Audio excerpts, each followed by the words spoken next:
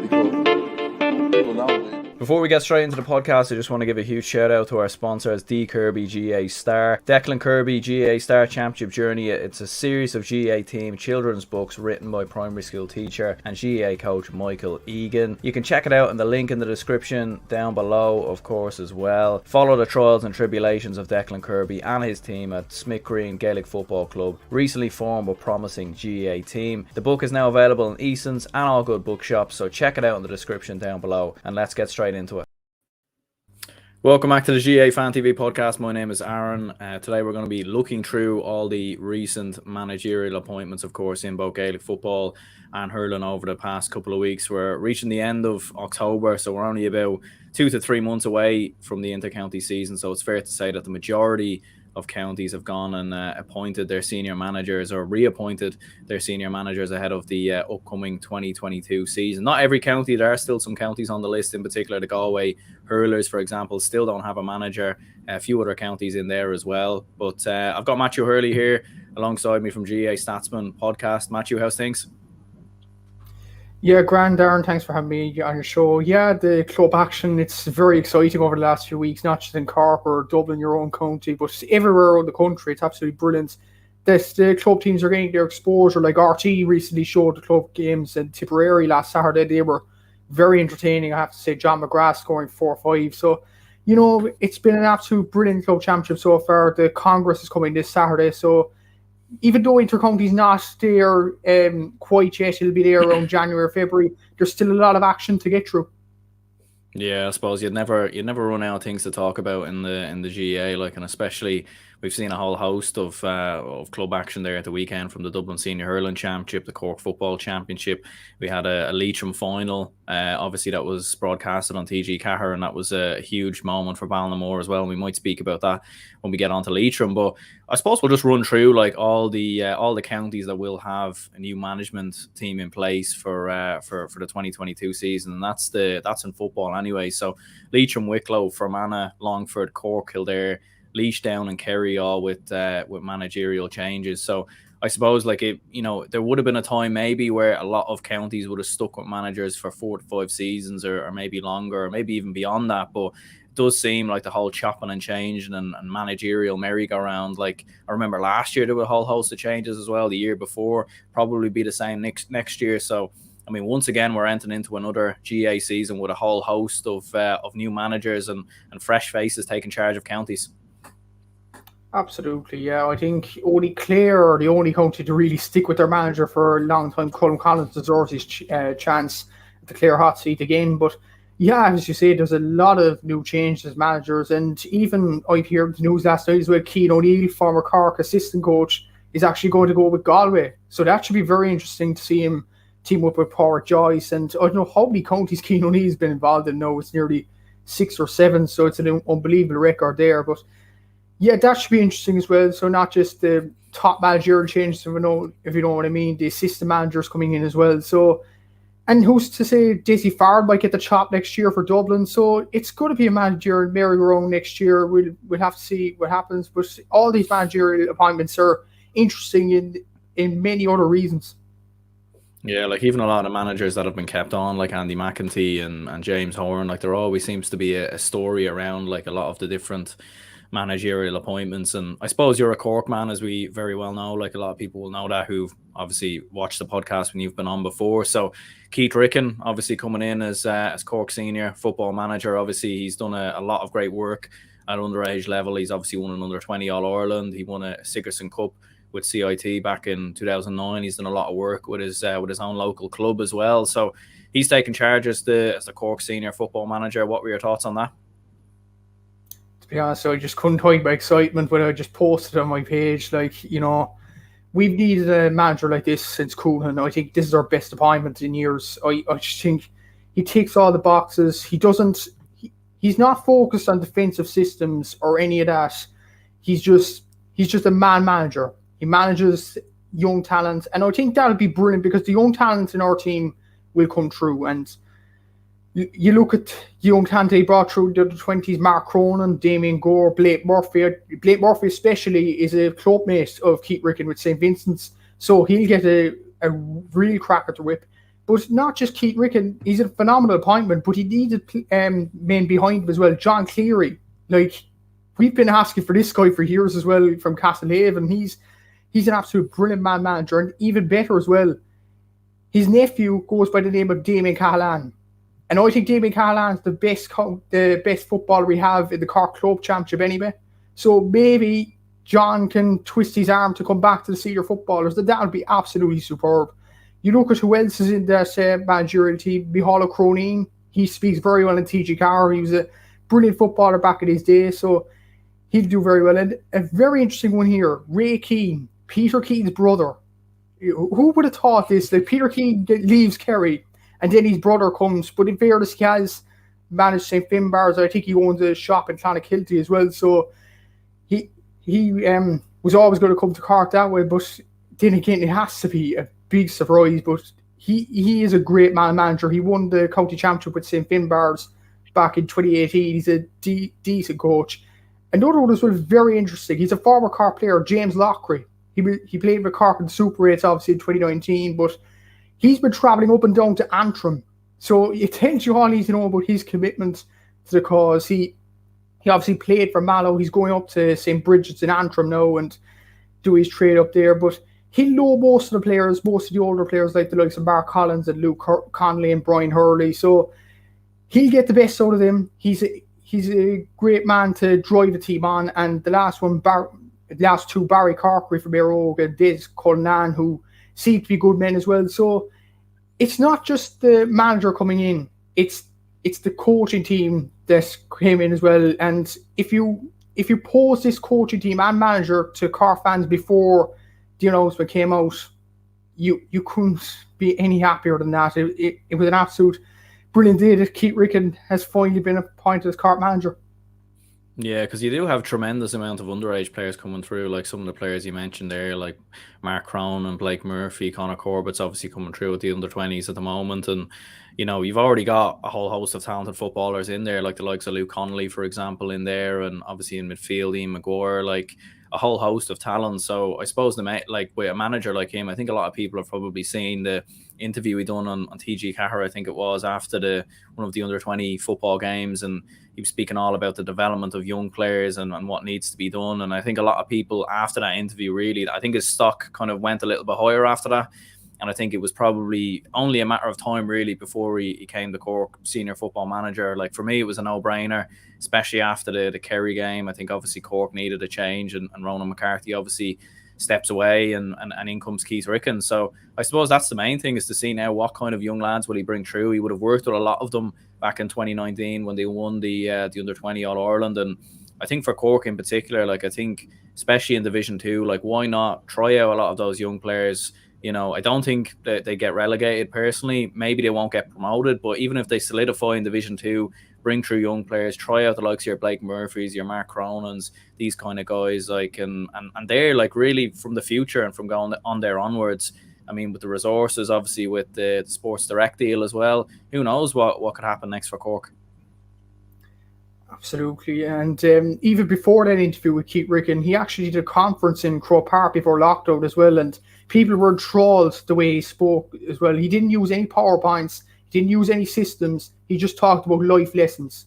And that's the kind of man we need, the GAA, in all honesty. And I was seeing a reply to Colin Parkinson's tweet about this will be a big step up for Keith Ricken, and someone was saying senior intercounty over the years has all been about systems. He hopes that Keith Ricken can just implement his system and change the way that managers think about senior intercounty football. And I think he's the ideal man to do that. He's a great man manager. And even after Kieran Archer's goal for Dublin in the under-20 final, Cork could have panicked. They could have panicked, but Keith Ricken actually taught them a bit of a lesson beforehand. I think Sean Meehan made a mistake or something, and then their goalkeeper Josh O'Keefe went over to Sean Meehan, tea and toast, next ball.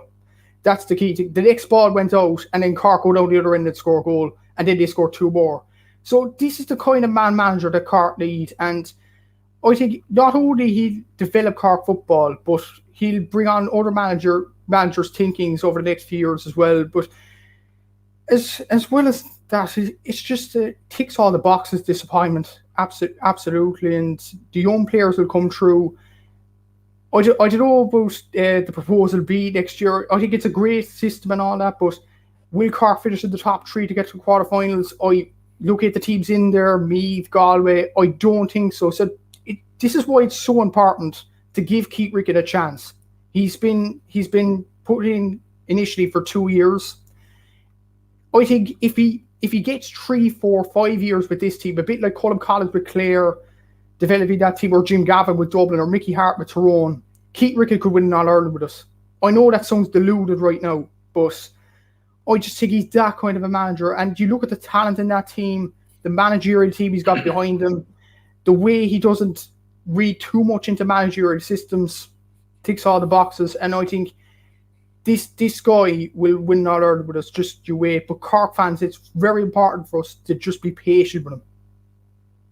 Yeah, because I was going to say, like, I mean, there's probably going to be a bit of a transition period, I'd imagine, anyway, for maybe 1 to 2 years. Like, obviously, you've had the likes of Paul Kerrigan step away in the past couple of years. Like, you've had a lot of, like, a few older players in there, but the age profile is generally pretty decent for a lot of those players. And I suppose, like, you would expect a transition period over the next 1 or 2 years. Like, obviously, when I had you on there the last time when we were speaking about Cork, you were saying a bit about how you felt like they're probably going to get relegated, or they're on that same track towards going down to Division 3. Like, what would you think now after that appointment? Do you think Cork can maybe push for promotion, push for those top 3 places if proposal B does come in? Or do you think maybe solidify Taltine Cup, or maybe you still think they'll get relegated? Like, what's your thoughts?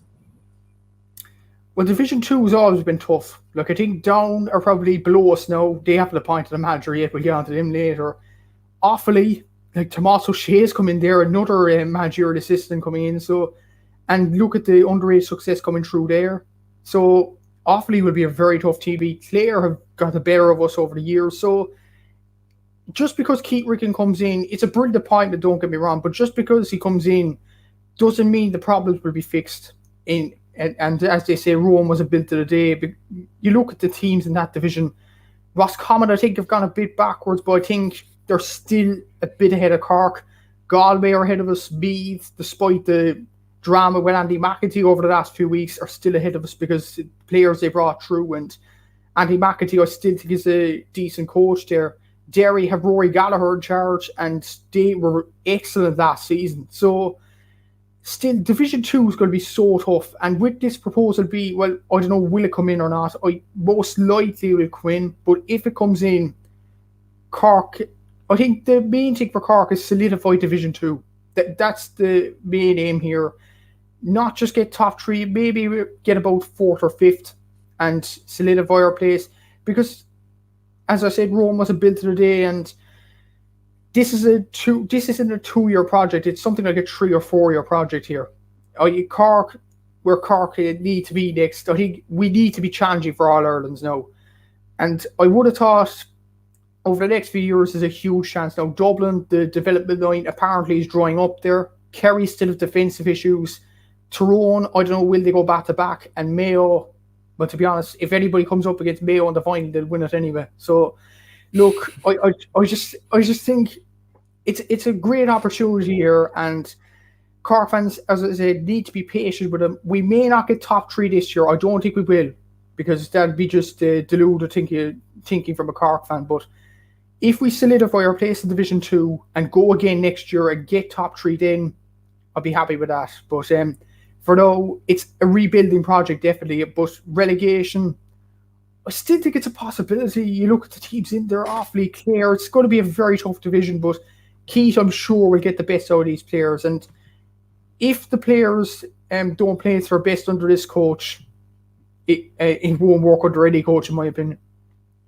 Yeah, and I suppose to play devil's advocate for a moment, like, do you think at the same time this might be a bit of a gamble as well? Like, because obviously, fair enough, he has done a lot of good work with a lot of the underage players and whatnot, but given some of the problems that Cork have had behind the scenes in recent seasons, and given the fact that a lot of there does seem to be a lot of players often stepping away, a lot of the former players don't seem to be getting involved in management, and there's been a lot of discussion behind the scenes as well. Like, I know obviously there was some talk maybe about an outside man coming into the county, maybe someone like a Kevin McStay or someone to that effect. So could that be maybe the only risk or the only gamble maybe associated with this appointment? It's very hard. This will go one or two ways. Like, you see under 20 coaches come up like Davy Burke. Well, I suppose Davy Burke has potential, but when he came into Wicklow, as far as he got was Division 3. So, and Wicklow were expected to get higher. So it's going to be a tough transition, definitely. And I suppose it is kind of a gamble when you look at it that way. But what Keith Ricken will do is he'll gain respect from every player around the county, and I think that's the main aim for Cork, just to get that pride back in the jersey again. And Keith Ricken is a pro Cork man, as pro as you come. So this is going to be a brilliant appointment in many ways, but that's the main reason, to get pride back in the jersey, to make Cork footballers want to play for Cork again. And you look at even John Cleary coming in, Damien Callahan might come back, Keith Ricken obviously coming in as manager, Brian Hayes was under him, and Brian Hayes, I think, actually mentioned as well that Keith is an outstanding coach. So he might switch to football now, which will be absolutely outstanding. I've seen him for the Bards in a few games of the club championship and in the under 20 championship in the All Ireland, and he's an absolutely phenomenal player.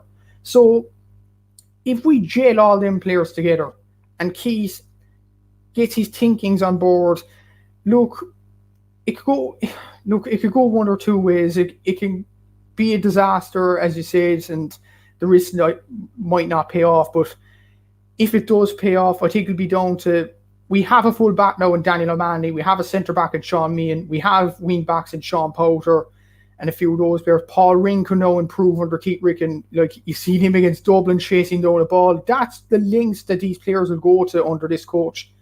And you look at the midfielders as well. Damien Callahan could easily slot into midfield alongside Ian Maguire. Brian Hayes could go to wing forward.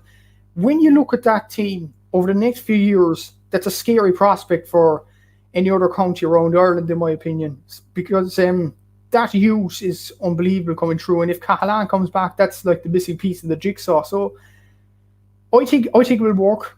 Maybe I'll get ridiculed over the next few years if it doesn't work, but I'm pretty confident that this managerial appointment will work. But as I said, this won't take 1 year or 2 years. This will take about 3 or 4 years to show Sam Maguire potentially in the locker for Cork GAA. What's the end goal or sort of ultimate expectation, do you think there? You were speaking a bit about maybe, going for an All-Ireland. Do you think that is the objective or the aim, and do you really do feel that in 4 to 5 years that Cork can win the Sam Maguire, the first for the county since 2010? I definitely believe so. I definitely believe so. Like, there's a few aspects. Keith Ricken coming in, he provides the pride, the jersey. There's no systems or any of that. You look at Ronan McCarthy, I think he tried a bit too hard with systems, in all honesty. Like, you see the match against Kildare, he played a sweeper when we needed to attack them. Like, Keith Ricken will provide common sense into the job, and I think he's a great manager and will get the best out of these players. And as for the rest of the counties as well, as I say, Kerry have defensive issues. Dublin, apparently there's friction in the camp. Tyrone, I don't know, will they go 2 in a row? People are saying Tyrone will do 2 in a row, but let's not forget the great team with Owen Mulligan, Sean Kavanagh, Joe McMahon, all them players didn't win 2 in a row. They never won 2 in a row. And some people are saying this team, it is great, don't get me wrong, but it isn't up there with them Tyrone teams. And Mayo, as I said, like, they could win it in the next few years, but I don't think there's quite an All-Ireland there. So, look, I think it's definitely possible. And people are saying, oh, I'm deluded, Kerry will trash Cork. Why are you talking about All-Irelands? In Munster Championships, in under 20 and minor, like in under 20, coincidentally, Keith Ricken was the manager in 2019. Jack O'Connor was the manager of Kerry. The result, Cork won by 11 points. There's the proof. Like, Cork do have the talent coming through, and people are just look at Kerry, look at Sean O'Shea, David Clifford, Paddy Clifford, Killian Spillane, all them players. But look at Cork players coming through.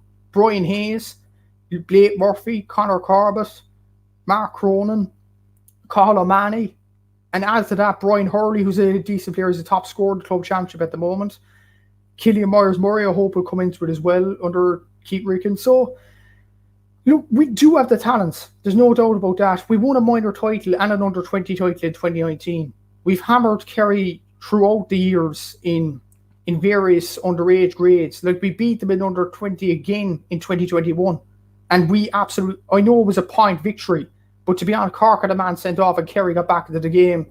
Cork should have won that game by more than 5 points anyway, if anyone watched the game. So, look, I think the development line is there, but then the other side of it, in 2011, we hammered Kerry in, I think it was under 20, we hammered them by close to 20 points. 3 years later, Cork got hammered by Kerry in the Munster final, and Kerry go on to win the All-Ireland.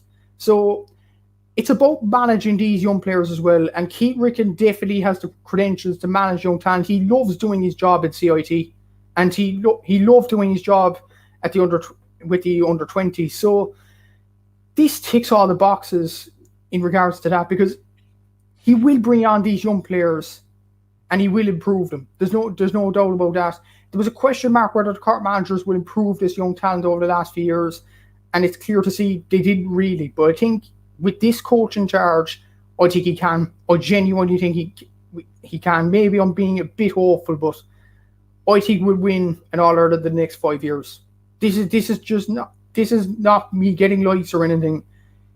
I genuinely believe this Cork team, with the funding, with Sports Direct, with the young players coming through, with Keith Ricken in charge, and with that managerial team behind him as well, John Cleary, most notably, we're winning an All-Ireland the next 5 years. So Cork football's back and I'm loving it. Yeah, no, fair play. Like, to be honest, personally, I don't quite see that happening, in all honesty, just because of, even though Dublin's production line might be slowing down and all the rest, I still do think there's plenty of talent there. There's plenty of good club players, plenty of good underage players, and I think Dublin already have that foundation of success there. They know, they only need to start doing what they were doing previously, and within a couple of years, they'll probably get back to where they were. Mayo, fair enough. They have a great habit of getting to finals and obviously not winning them. I still think they're going to be thereabouts, and I still do genuinely believe at some point they will get over the line in the next 5 to 10 years. It's just a matter of when, really. And Tyrone, I think, are only going to get stronger. Kerry still have although they might have defensive issues and whatnot. Like Jack O'Connor coming in is a brilliant appointment, and I think they not only do they have the young players in their team at the moment, but they also have a tremendous amount of other young players like Paul O'Shea, who can't even get a look in at the moment. So a whole host of under 20 players. But who knows? With Cork, like, they've definitely got a lot of good players coming through there. And with Keith Ricken, he's definitely the man to push them on to the next level. And whether it is Proposal B or they come up with some other magic new formula for the All-Ireland Senior Football Championship next year, I think what Cork need, and with a lot of them Division 2 teams, I'd even put Galway in the same bracket, like, they need games, they need matches. And even for Cork, at least the positive thing from their point of view is if they don't finish in the top 3 and go into this qualifiers or quarterfinals or whatever is going to happen, at least they will have more games. Like, they'll have a Tailteann Cup, they'll have a provincial championship that's going to be round robin, and that's exactly what Keith Ricken and Cork need. Like, and I think he's taken over at a good time, because they need games, they need to try different things out. And at least as well with the provincial championship, like, it's not like what it was like this year, where they need to come through or they need to win it in order to progress. Like, they can try different things out, they can try different players out, maybe in the whatever way the round robin's going to work. If they're coming up against Clare or Limerick or Waterford or something like that, they can try different things out. So I suppose whatever way the new system is, at least for Cork, that will probably help them in the fact that they can have more games. Yeah, I suppose it can look at it that way in Proposal B, but I might be a traditionalist here, but I think the Munster Championship would end up like the McGrath Cup, in all honesty. And yes, it would provide games to Keith Ricken, absolutely. But I'm not too sure about the Tailteann Cup. I think it's, as far as I know, I think it's just the Division 3 and Division 4 teams that don't make it. I don't think Division 2 comes into it, does it, Aaron? I think maybe it's fifth, fourth, fifth, sixth. I think who go into the Tailteann Cup, and then Division 3 and Division 4, as far as I'm aware, anyways. But whether they've changed that again, I'm not sure.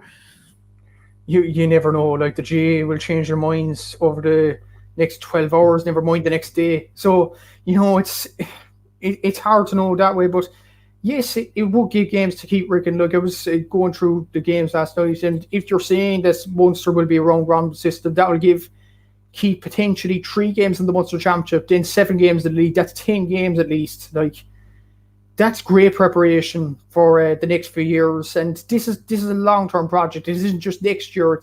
It's a long-term project. We have to be realistic about this. So, look, I think the Proposal B could be great for Cork in that way. I was reading Hawley O'Sullivan's article in the Southern Star during the weekend. He was saying there is flaws to Proposal B and there is flaws to the other system, Proposal A, which, to be honest, is not going to go through. But any of those two systems would actually benefit Cork in a way because they give more games, more time for Keith Ricken to implement, his plans for the future. And I think that's going to be crucial if we're going to win All-Ireland in the next few years. It's going to be crucial that Keith Ricken knows who his best players is, knows his best players' strengths, and tries to get us over the line and gain the respect out of the players. So I just think, Proposal B could be great for Cork in that way, giving us more games, even if we don't get top three. Look, it's a long-term project, and long may it continue under Keith Ricken. I'm really excited about this appointment. Yeah, and let us know in the comments down below anyway what your thoughts are on the Cork Senior Football Management appointment, whether you're watching live or whether you're even listening on Spotify or watching the podcast after it's gone live. I suppose we'll move on and we'll discuss Andy Moran.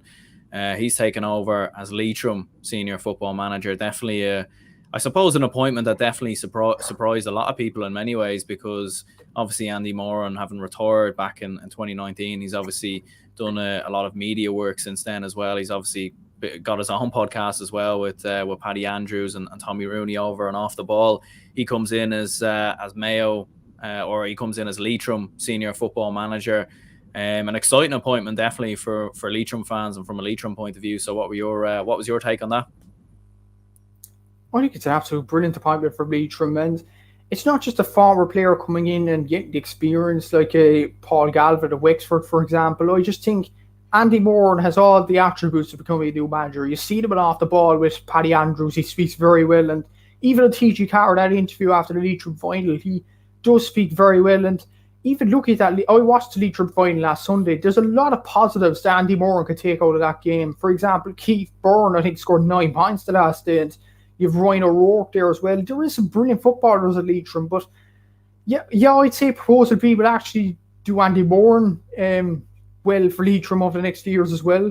So with them players coming through, with Proposal B probably coming in as well, giving them more games, more exposure, I think it's absolutely brilliant appointment for Leitrim, and it's great that they're going left field. They could have easily gone for, Mickey Moran or someone like that, and it'd be repetitive. But they've gone for Andy Moran. In fairness to them, they've taken the deep plunge here. And look, Andy Moran will be an outstanding coach. As I said, he does speak well and off the ball. He spoke well at TG Hard last end. Look at the talent coming through Leitrim. But still, there is the game against Mayo, and Leitrim need to fix up them problems then. But Ryan O'Rourke wasn't playing that day, for example. He'll probably come back into this team now with Andy Moran coming in. The excitement levels will come up a bit. And even Ryan O'Rourke was on my podcast. He was actually confident that they'd win a Connacht title. So you could see their ambition here in Leitrim, and I hope it goes well for Andy Moran. He's a likeable guy. He's one of my favourite players ever to play the game, and I hope it goes well for Leitrim as well, because they're a brilliant county. They have brilliant players coming through. Keith Byrne, Ryan O'Rourke being two of them. The McGoverns as well. One of them scoring goal the last day, a crucial goal for Ballinamore. So I hope it goes well for them. I really hope it goes well for them. And with this Proposal B coming in, and they could take a crack off the Calton Cup next year. They may not win it now, but they could get to, quarterfinals, semi-finals, and that'd be absolutely brilliant for Leitrim football. It'll raise the bar a small bit. So I just think it's a brilliant appointment. Again, like Keith Ricken, I think it ticks most of the boxes, and good luck to Leitrim, because Andy Moran was an outstanding player. I hope it goes well for him in management, because he seems to really want to get the management gig right. Yeah, absolutely. And I suppose that seems to be the way forward now for I suppose the so-called weaker counties. I mean, you've seen Louth obviously got Mickey Hart in. We've seen Sligo, who've obviously got Tony McEntee in, former Armagh footballer. We've seen Antrim go at Enda McGinley. Obviously Kildare had Jack O'Connor for a brief period of time, Offaly of John Mon. This seems to be a common trend, and I think it's the right thing to do. And in all honesty, especially if it's a young, vibrant coach like Andy Moran coming in, fresh off of playing the game. No one really there's no one really out there better than him to come in and share his ideas with some of those Leitrim footballers. And I think it will give a buzz around the county as well. And you even seen it in the county final there at the weekend. Obviously, Ballinamore getting that win over Mohill, their first county title in 31 years. So tremendous achievement for them. And you could see even like I think it's definitely just given an extra buzz around the county. And I think there's players probably in Leitrim who are maybe thinking, is there a reason to come back to the panel in 2022, or should I come back, or maybe I'm just not bothered with it. And you can completely understand for a lot of Leitrim footballers why they have stepped away quite early over the past couple of years, early on in their careers. So this will give them that motivation that you need. Like, you're working with a tremendous footballer, and Andy Moran, like footballer of the year winner, all-star winner, all the rest, and he's coming into a team. And and I think another thing that interests me as well, like Andy Moran was tipped to take over Longford at one point in time as well. Like, Longford were apparently the front runners, and I don't know what happened there, what broke down there, but the fact that, like, because Longford, with all due respect, probably would have been a better job for him to take. Like, I think they're a team that could push for promotion from Division 3, whereas taking over Leitrim in Division 4, he's really going to have to build and over the next couple of years. So the fact that he's taken that Leitrim job over the Longford job, I think speaks volumes as well to the fact that he probably believes that there is a serious team in Leitrim that he can work with. And it'll probably build up his profile as well. Like, to take Leitrim from the doldrums of losing to Mayo by that margin, 24 points, to potentially going and doing very well in the Tailteann Cup, like, that'll be an outstanding achievement for Andy Moran, and shows the ambition of him becoming a manager as well. Like, he was a great player, he was a tenacious player, and he's provided that in his managerial game, in fairness, as well, with taking on this job. I think it ticks all the boxes for both Andy Moran and for Leitrim. It gives Andy Moran the exposure of trying out new things in his managerial career and trying to win the Tailteann Cup with Leitrim. I think that'll be his aim, in all honesty. And you look at the Leitrim players, I think they'll be buoyed by disappointment. I think they'll be absolutely starstruck. And you look at players like the forwards, Keith Byrne, the McGoverns, Ryan O'Rourke, I think they'd want to relish under this coach, knowing what he's achieved over the last few years. And I think it's a brilliant appointment for both the Leitrim players, the Leitrim people as well, because the Leitrim fans now will get behind the county even more, seeing as disappointment comes in, and Andy Moran will relish the crowd, no doubt about that. And for Andy Moran himself, I think it's an outstanding job opportunity here, and best of luck to Leitrim, because they definitely deserve some happiness over the next few years, because last year was a bit of a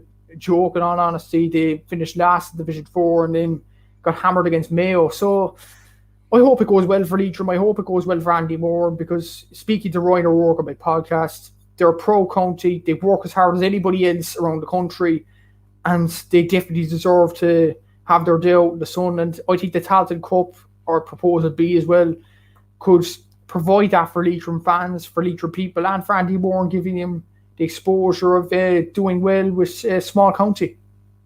Yeah, like, the Tailteann Cup is definitely a realistic game, all right. Like, I think everyone realistically knows, like, winning a Connacht title, although Ryan O'Rourke was saying on your podcast, like, there's definitely a possibility and he believes they can do so on fair play. Like, you have to admire that ambition and that kind of belief within yourself, and maybe they might go on to prove us wrong. We've seen provincial shocks happen in the past, and I think Leitrim won it back in, I think it was 94 or one of those years anyway, where they shocked everyone and beat Galway in the final. So it's not impossible, you wouldn't rule it out, but it probably is highly unlikely given the strength of Mayo and Galway, and given how far above they are. And you've obviously got Roscommon in there, Sligo as well, so it'd be very tough for Leitrim to ever achieve such a feat like that. But Tailteann Cup is a realistic possibility, and even like with Proposal B, finishing first in Division 4 would give you a qualifier game. And I know straight away a lot of people would probably look at Cavan as the serious favourites to finish first, and I'd agree with that. I would put Cavan at first in this moment in time as well. But I think after that, there's a lot of counties in transition, a lot of counties that are trying to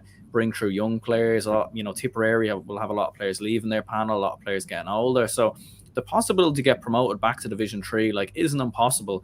And I think people forget as well, when Leitrim played Derry in the league back in 2020, I think it was, when Derry obviously got promoted from, or they didn't get promoted that year, but Leitrim and Derry were both in Division 3, and Leitrim drew it with Derry, and you've seen how far Derry have kicked on since then. So I don't think it's highly impossible that Leitrim don't even make a run for promotion and maybe even shock everyone and win Division 4.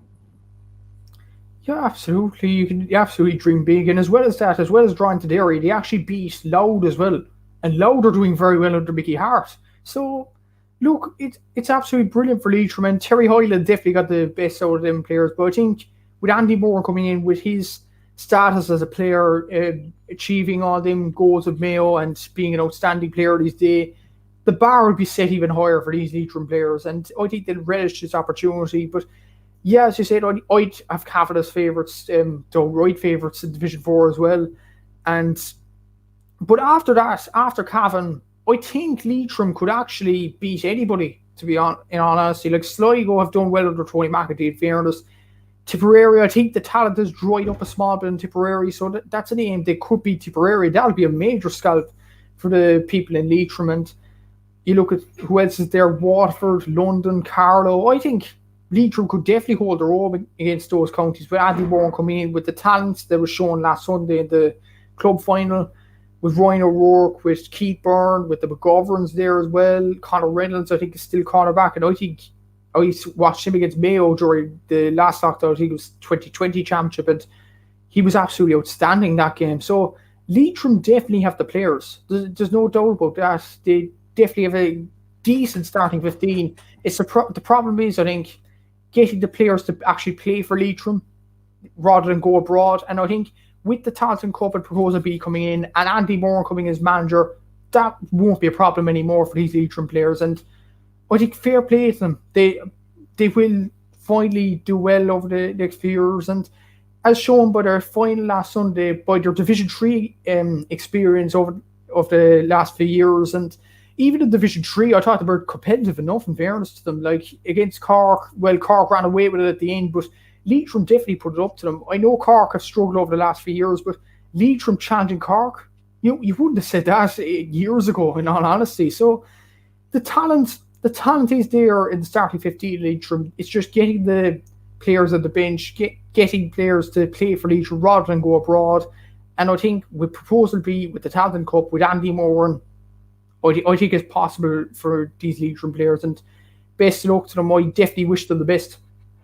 Yeah, and you've seen it in the past as well with a few other players who have spoken on other podcasts as well, like Emlyn Mulligan obviously is openly said before, it's very hard to be motivated in Leitrim when you're commuting to work, maybe 2-3 hours every day, and then you have to commute back to training, and then you're training essentially for one Connacht Championship game and then a qualifier game, and then you're knocked out when your season's over, and you feel like, well, what have I done all that for? Why have I wasted my time with all that? And maybe now this will give an opportunity for, who knows, you wouldn't rule it out. Maybe Emlyn Mulligan makes a surprise return back to Leitrim fold. Maybe they get Gary Reynolds back in and Ryan O'Rourke, and all of a sudden you've got a serious team in there that could potentially challenge for promotion to Division 3, no doubt about it. So that'll be definitely an interesting one, and definitely worth keeping an eye on Andy Moran with Leitrim over the next couple of years.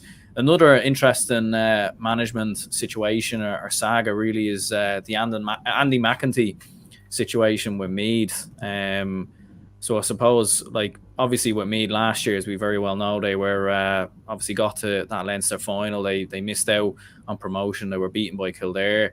So basically what ended up happening was Andy Mcentee was nominated for ratification to stay on as Meath senior manager, and the Meath County Board, the delegates of the Meath County Board actually voted against it, 8 votes to 7. So what ended up happening, because there wasn't a majority vote, it went back to the clubs, and the clubs, 60% of the clubs voted to keep Andy Mcentee on. So he ends up staying on as Meath senior manager. A bit of a mad situation really, because given the high that Meath were on, given the fact that their ladies had won the All-Ireland, given the fact that the minors had won the All-Ireland, the county was on such a high, and then they it just feels like that, what a way to kill the buzz. Andy Mcentee stays on, and I think a lot of Meath fans are happy with that, but I think what they're annoyed about is this whole situation and the complete sort of mistreatment really of Andy Mcentee. And not just that as well, we're in the middle of October. If Andy Mcentee was to be let go, there was no replacement lined up, and to be honest with you, that's just a bit baffling.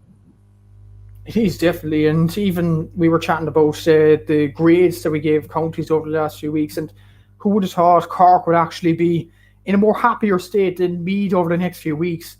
This was uncalled for. I don't know why Andy Mcentee, the clubs would vote against him, in all honesty. it's an absolute baffling situation, as you said. And you look what Andy Mcentee has done for Meath over the last few years. He's made them competitive in division. He got them promoted to Division 1. He changed the culture of the county, because over the years with Mick O'Dowd, I thought it was the talent was kind of slowly dying in Meath. And then Andy Mcentee rejuvenated the talent again.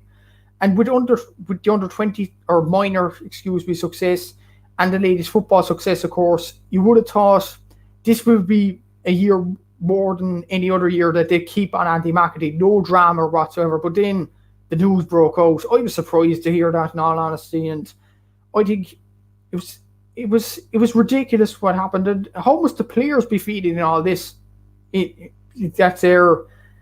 That some clubs in the county don't believe in their own manager. The players do believe in Andy Mcentee. There's no doubt about that, because the players do play for him, and the players have spoke highly of him over the last few years. So how must the players be feeling now? Like it's a terrible situation that Meath potentially got themselves in, but thank God that Andy Mcentee stayed on for Meath, and for the Meath players as well, because there was a bit of hope and optimism in Meath over the last few years, not just the ladies and the minors. In the Leinster Championship, they actually troubled Dublin. Like, it was 3 points in us going to additional time. Like, they challenged Dublin for the first time in years, and still this situation arises. Like, it was a baffling situation, in all honesty, and thank God he stayed on. Thank God he stayed on, and the drama was solved in the end. But how the drama came to a pass, we'll never know. Like, it's one of them baffling situations, and it'll be interesting to see how the Meath players perform next season, and how Andy Mcentee performs next season, because next year now, as it stands, and it will probably be his last year as Meath manager. So it could go one or two ways. He could, throw in the towel and be angry over this situation, how it came to a pass, or he'll be determined to try and end on a high. It could go one or two ways. We'll have to wait and see about that. But how this situation arose, I don't think any of us know, to be honest, Aaron. It was baffling, in all honesty. Yeah, and I think it's mainly just the timing, really, that I think is the poorest thing about this whole situation. Like, the fact that it's in the middle of October, kind of like the end of October, like, a kind of, in some ways it doesn't really make sense. So, like, the fact they've come out with this decision halfway through October. And I think as well, like, fair enough, I can understand maybe obviously with Andy Mcentee in the past couple of seasons, like, he's had a lot of good moments, but there have been some bad moments as well, like beaten by Longford. Let's not forget back in 2018, obviously in the championship, they've had two very disappointing defeats to Dublin. Fair enough, Dublin are miles ahead. We all know that, but I think we can all see Meath do have a lot of talent, and they shouldn't be getting hammered by 20 to 25 points like they were in the 2020 final. But I do think after, like, that performance against the Dubs in particular was very, very impressive. I thought they showed the talent that they had. I think they'll be going into 2022 with a lot of confidence. Going into Division 2 with a lot of confidence as well. Given the new proposal, I think it suits them as well, because they'll have a lot more games. So it was very, very surprising that they did, come out with this. And, like, you would have to wonder as well, like, with county boards and appointed managers, like, this isn't the only county that seems to be having a lot of problems with appointed managers. Galway are going through a bit of a mess at the moment, and we'll speak about that in regards to their senior hurling manager. We've seen the situation in Kerry. Obviously news was broken out that Peter Keane was essentially leaving the management fold before he even had a say in it himself. And even in Down at the moment, that there seems to be a lot of discontent along there between who's taken over there. So, like, you would have to wonder, is it the right strategy or the right kind of way of appointed managers? Like, maybe it should all be done behind closed doors. Like, maybe all this shouldn't get out. Like, we shouldn't know about any of this, because it seems very unfair on the likes of your Andy Mcentees, your Peter Keanes, and a lot of these other managers who have to deal with this. It doesn't just seem unfair, Aaron. It is unfair. It's ethically wrong. I'm so against this. Like, yes, I was kind of laughing at what was happening in Kerry with Peter Keane. They made a mess of the whole situation, but the way Peter Keane was treated in that situation was absolutely diabolical, in all honesty. And the same with Andy Mcentee. And as you said, it should happen behind closed doors. It shouldn't be put out to the public. Like, it's it's an absolute joke that way. And what it does as well, it degrades a manager's confidence. Like, how must Andy Mcentee be feeling going into next year, knowing that some of the clubs in Meath don't have faith in him? Like, it's a baffling situation, in all honesty. And yes, what happened in Kerry was a joke. What happened in Meath was nearly as big as a joke, in all honesty. Like, it should be happening behind closed doors. It shouldn't be happening going out to the public. It shouldn't be put out on public releases. Like Andy Mcentee has done so much for Meath over the last few years, getting them to Division 1, getting them to the Super 8s, getting them finally competitive for Dublin. It took a few years. It was a project at the end of the day, but it took a few years. And in 2021, they got within 6 points, 3 points going to additional time. So the gap was closing.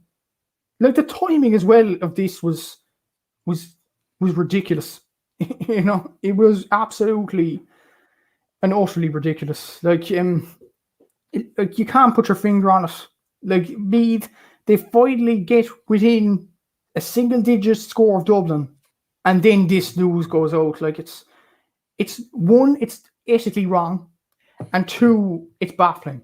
Like it's wrong in all sense of the imagination, in a managerial standpoint and in an ethical standpoint as well. It shouldn't happen. It simply shouldn't happen. It shouldn't be put out to the media. First of all, like, Kerry messed up a situation, Meath messed up a situation. I hope it doesn't happen to any other county over the next few years, especially Cork, obviously my own county, but any other county, like whether it's Longford, Leitrim, Cavan, whatever. I hope it doesn't happen to any other county. It shouldn't be put out on press releases, and the manager should get more respect, no matter what job they're doing, because they're doing this on a voluntary basis. Like, and these sorts of news stories come out, like, it's ridiculous. It is absolutely ridiculous, and it's ethically wrong, in my opinion. Yeah, absolutely. Like, and definitely a lot of pressure now going on to Meath into 2022. Like, I suppose going into already a very competitive Division 2 with the likes of Galway in there and Derry are building, and given the fact that Meath had a lot of momentum really after that 2021 final. I know they still got beaten by 6 points, but it was definitely a very impressive performance. And given they do have a lot of very good young lads coming through, like Cathal Hickey, and obviously those minor players, probably a little bit too early for them just yet. But I think seeing the kind of mess that's happening above them, I don't think is necessarily a good sign for them as well. Another county that definitely seems to be struggling with the management position. I'm not too sure if anyone really wants the management position at this time, at this moment in time, is Galway and their senior hurlers. So they've had 4 major, I suppose, nominations or 4 candidates really who've looked like they're going to be taken over as managers at different stages. Like Micheál Donoghue was in the running, Davy Fitz was in the running, Jeffrey Linsky, Brian Hanley were all in the running. But it does look like at this moment in time that all 4 of them are out of contention. Now, maybe Davy Fitz might come back into the fold given the fact that his native Six Mile Bridge have been knocked out of the Clare Club Championship, and maybe that might open up a bit more free time for him to get involved and maybe hold discussion with the Galway County Board. And like, for people who don't know, like how they nominate their managers is they go around to every club in Galway, every hurling club, and their hurling club has to basically nominate a selection or nominate a choice. And that's one of the reasons why this has taken so long, because it's, you know, we're halfway through October, we're nearly getting to November. You know, the inter-county season is supposed to start back at the end of January, mid-February. Galway are the only Lee McCarthy team without a manager at this moment in time. Like, and I mean, it's really hard to know what's going to happen. It's hard to know if anyone even wants a job at this point. Yeah, it is definitely a baffling situation in Galway. Up until this morning, I actually got news armed 7 hours ago from a tweet from the Clare Times that David Fitzgerald has reached agreements last night to become the new Galway hurling manager. I don't know, is that a bit of false news there? But the Clare Times, they're actually very reliable when it comes to these sorts of news headlines. And who knows, like, as I said, with David Fitz going out with 6 Mile Bridge and Clare, that makes even more sense. He'll probably come back in the Galway fold though. And seeing this headline here from the Clare Times, that definitely has changed your question without a doubt, Aaron, about Galway. But then again, it could be false news. But I just see that on my Twitter feed this morning, and I was kind of shocked about that. But then again, like, whether Davy Fitz gets the job or not now, given that headline, like how Galway have managed not to get a manager up until now, I think it's absolutely baffling considering Galway hurling. Like they were semi-finalists of the All Ireland in 2020. They were only within a score, I think, of Limerick, who are obviously one of the greatest teams of all time, potentially one of the greatest teams of all time. And Galway definitely have the potential. I think it was just a bit of a rough year last year.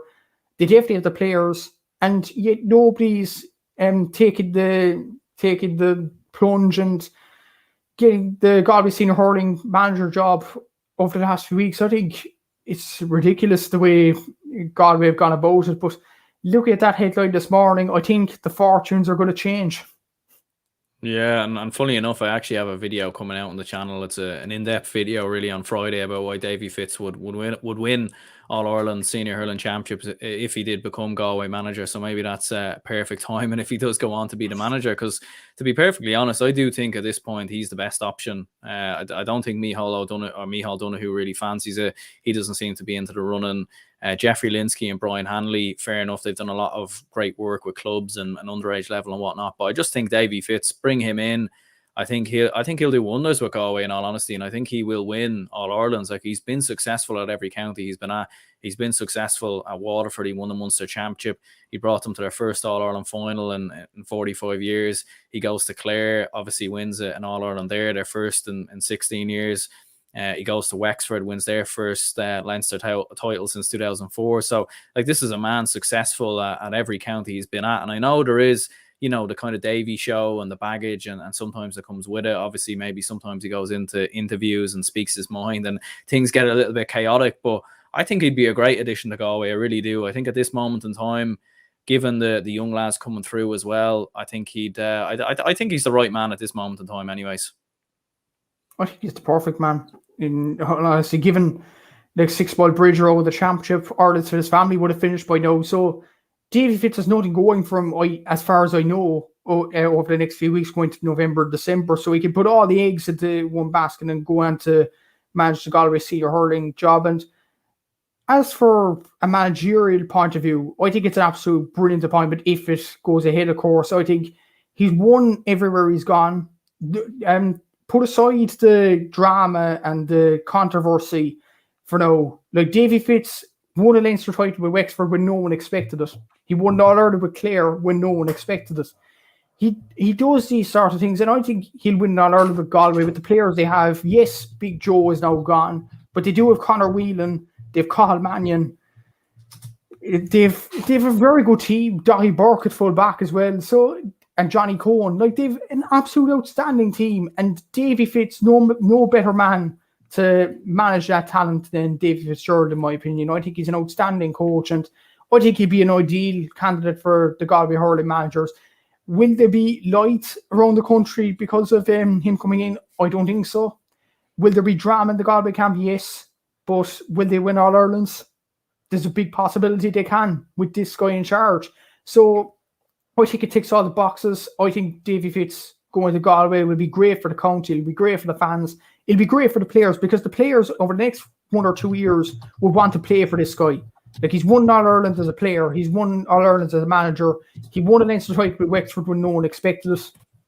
I think it's the perfect appointment. The players will want to play for him. The fans will get behind him in the first year anyway. And they could even win the All Ireland with that depth of talent coming through. So I think it's the best of both worlds, really. I think Davy Fitz to Galway, why not? I think it's an outstanding opportunity for him and for Galway hurling managers, or the Galway hurling team. And as I said, there's nothing going on for him as far as I know. So he'll put his eggs all into one basket going into the league in spring. Yeah, like, and to be fair to Galway, like, they have come very close to beating Limerick in the past couple of years. They beat them in the league this year. Last year, they only came within a point in 2020, the All-Ireland semi-final, came within a point back in 2018 as well. So, like, fair enough, I think a lot of people would have Limerick a good bit ahead of everyone, really, at this point. But I think in terms of being that team that's the closest to Limerick, I think Galway are in the running as anyone, really. And I think, yeah, Davy Fitz in there, who knows? Like, fair enough, his style isn't always the most appreciated, the running game and sweepers and short hand passing and all the rest. But I think at the same time, with the players that they have and the likes of Cathal Mannion in there as well, and Joseph Cooney and whatnot, and Evan Noylan coming through, Brian Concannon, I think it would really suit them. And I think they'd be there or thereabouts, no doubt about it, next year and over the next couple of years. I suppose last but not least, I suppose, in terms of big managerial appointments or high profile managerial appointments, really is Kildare, who've obviously appointed Glenn Ryan as their senior football manager. And, you know, Kildare have brought in a bit of a dream team in many ways. You've got Anthony Rainbow coming in as a selector. You've also got the likes of Johnny Doyle, Dermot Earley coming in as well. So I suppose a real dream team appointment for Kildare. This kind of reminds me of something on Championship Manager or something, if you were putting together all your favourite players and put them ahead of a particular club or something like that. So I suppose for Kildare fans, they must be buzzing by this. They'd have to be buzzing by this, and definitely Keto Costello will be buzzing by this, definitely. So, you know, it's an absolute brilliant appointment for Kildare. Like, Glenn Ryan did well with Longford over the last few years. He's not just a legendary player; he's proven in the managerial game as well. Anthony Rainbow went to Carlow, I'm sure, as well, or some county like that, and he did a decent enough job there.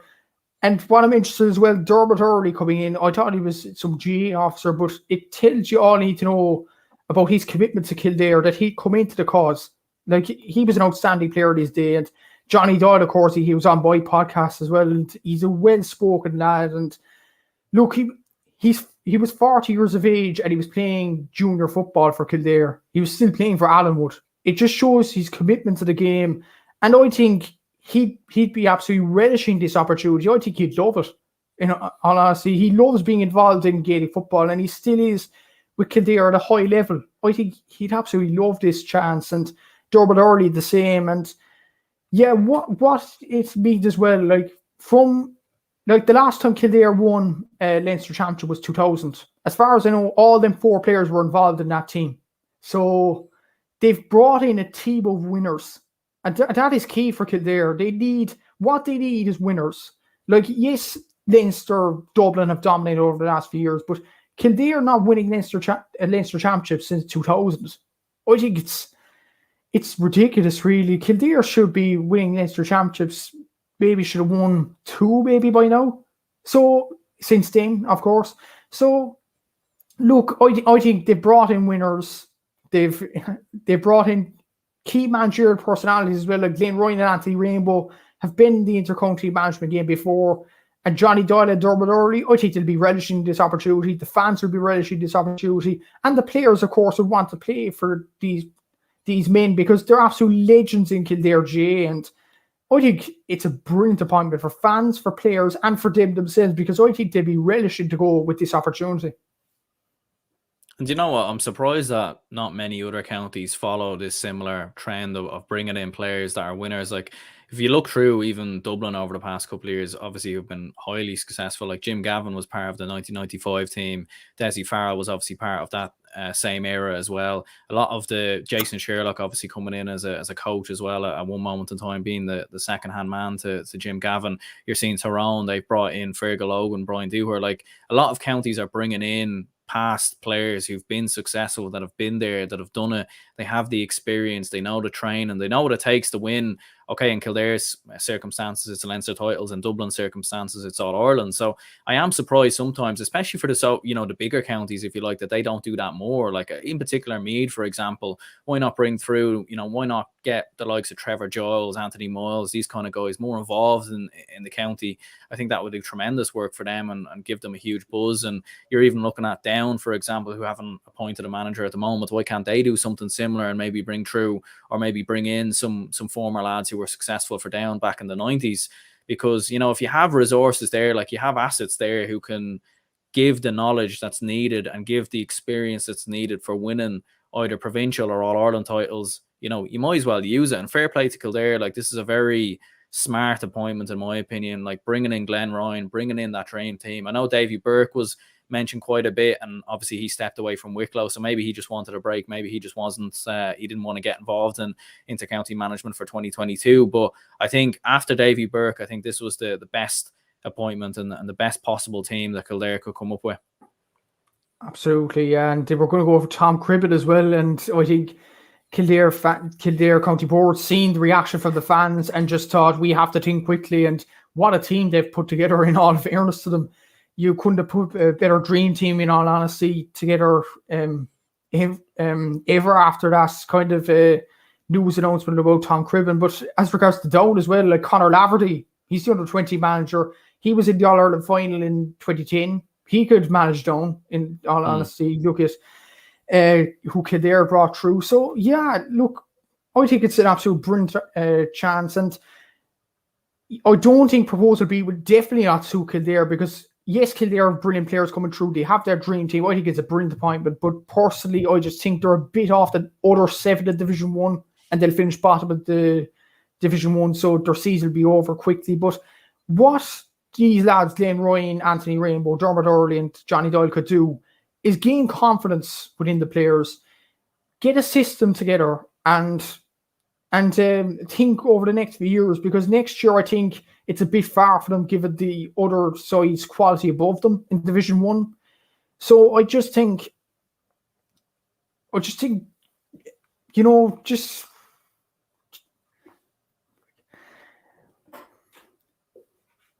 try and win Leinster title. I know it'd be like the O'Byrne Cup next year, and maybe Dublin won't care as much because Kildare haven't won a Leinster title since 2000.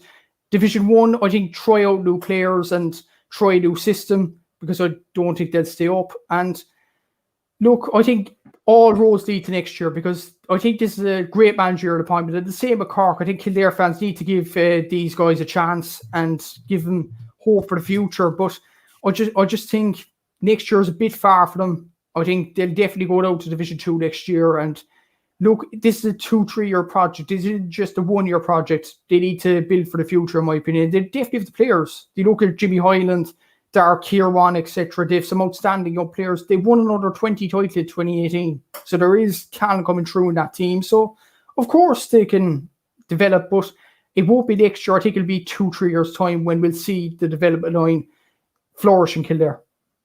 Yeah, absolutely. I would agree with you on that point as well. I feel like they're probably the easy choice to select in many ways from being relegated from Division 1. I mean, fair play to them. They've done a great job to get into Division 1 in the first place. But you would have to look at it and think it's going to be very tough for them to stay in Division 1 next year. And I'm sure their main aim will really be looking at that provincial championship, that round robin system, which I think would really suit them. And I think, look, listen, I wouldn't be surprised if Dublin lost in the Leinster Championship next year and still went on to win it, given the new format. So you never know. There might be a possibility there for Kildare to potentially cause a shock or two. And I mean, I'm almost dreading actually when it comes to predicting the National League next year, because I've no idea who could potentially join Kildare. You're talking about 7 very, very good teams in Division 1 next year, and I don't think there's going to be too much between all of them.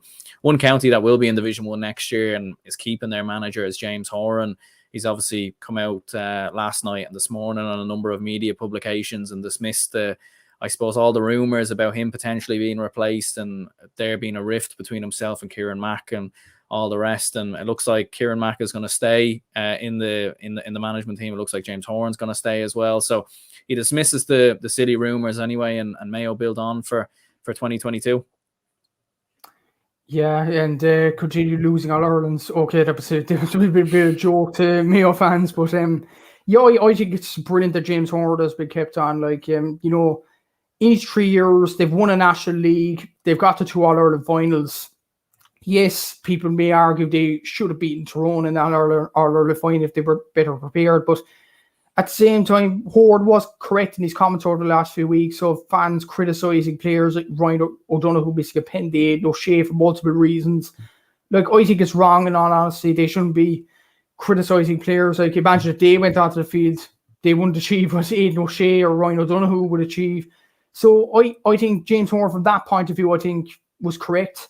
And I think it's great for Mayo that he's staying on. Kieran MacDonald as well, I think, has changed the culture at Mayo as well. He's a brilliant player.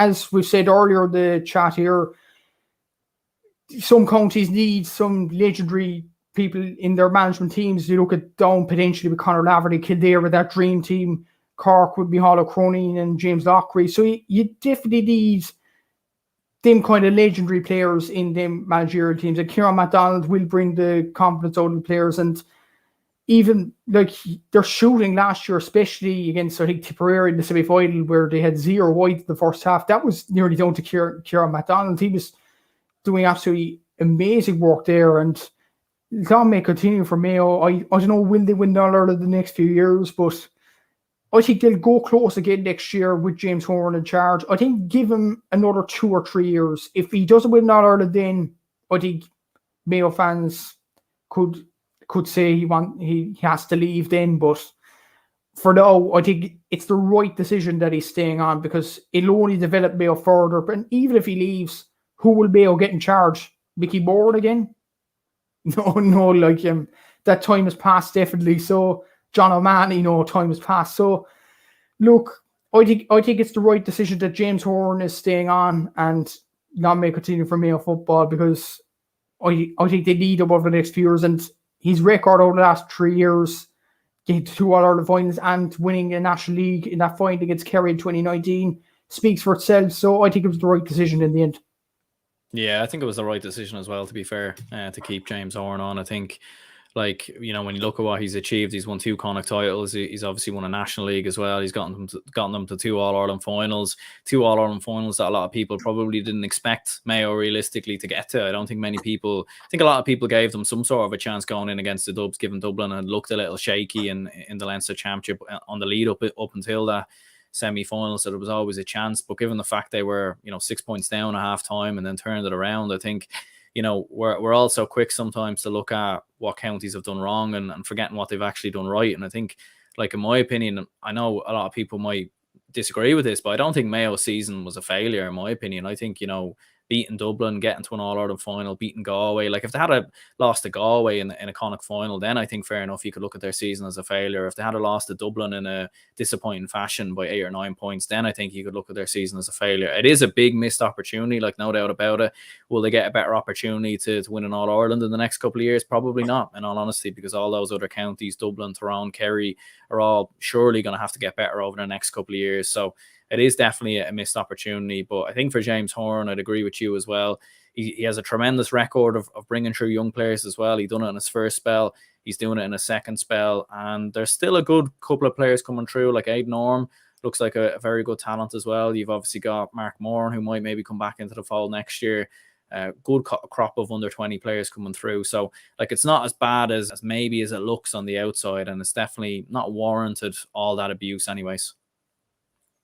Absolutely. You said it bang on there, Aaron. And look, the young players he brought through, he could have easily stuck with the Lee Keegans, the Cullen Boyles. Well, they're still in the panel, but the Donny Vahans or some of the players in the panel just stuck with them over the next few years just for being sentimental.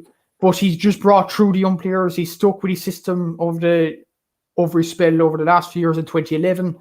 And it's worked. It's definitely worked. I think Darren McHale his form kind of dried out over the last 2 games of the championship, but over the first 2 games, I thought he was scoring for fun, and he looked for not more as well. He's a very good player. Aidan Orme, as you said, Mark Moran, even though Mark Moran has got drops from some teams for even Westport, so I don't know what's going on there. Maybe his development has dried up a small bit there. You look at Ryan O'Donoghue, he brought him through. Tommy Conroy, of course, Owen McLaughlin, who I didn't actually know who Owen McLaughlin was before James Horan brought him through.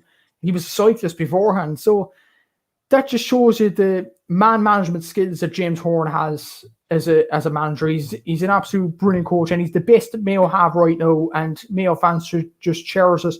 He still has them older players to keep the young players steady as well. The likes of Aidan O'Shea, the likes of Killian O'Connor, who he himself brought through in 2011 as well, coincidentally. So I just think he has the right balance in that Mayo team to go on again next year. Whether they'll win an All-Ireland, you never know. You never know.